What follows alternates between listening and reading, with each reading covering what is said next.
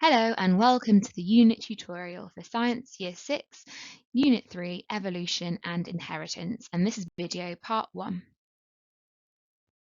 This unit tutorial is in 2 parts, during which I will walk you through the unit so you come out feeling confident in how to access the resources, the content of the unit, and how to make any adaptations for your class.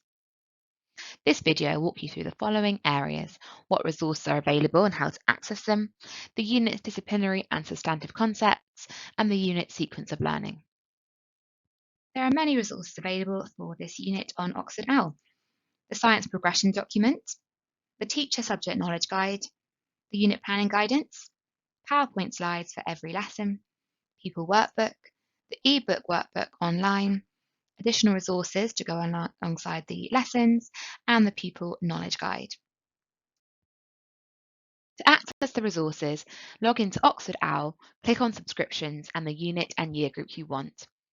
You can scroll through all the resources, or you can use the drop-down tabs to select the unit and resources you want to look at. Here you'll find all the resources you need to successfully teach the unit.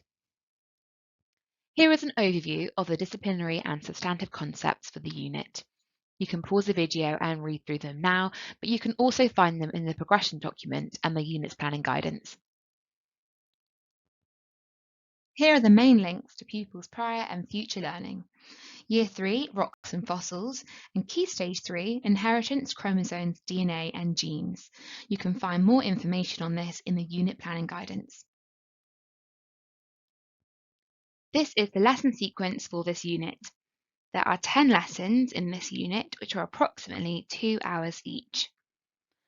Each lesson question drives the learning for that lesson.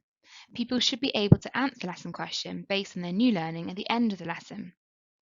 To support this new learning, at the start of each lesson, pupils complete a knowledge quiz based entirely on the previous lesson's learning. This also allows opportunities for teachers to check for understanding and address any misconceptions before going forward.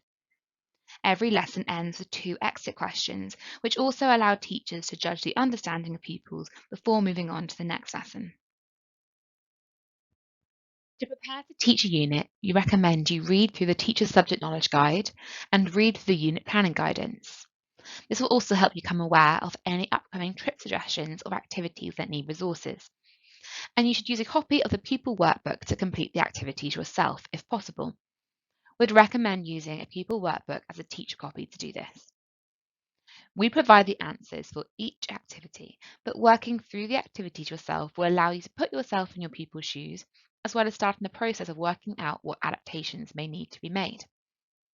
Before you start video part 2, take some time to complete your exemplars for each of the lesson activities, and we'll see you back for part 2, where we'll look at adaptations and key moments within the unit to prepare for.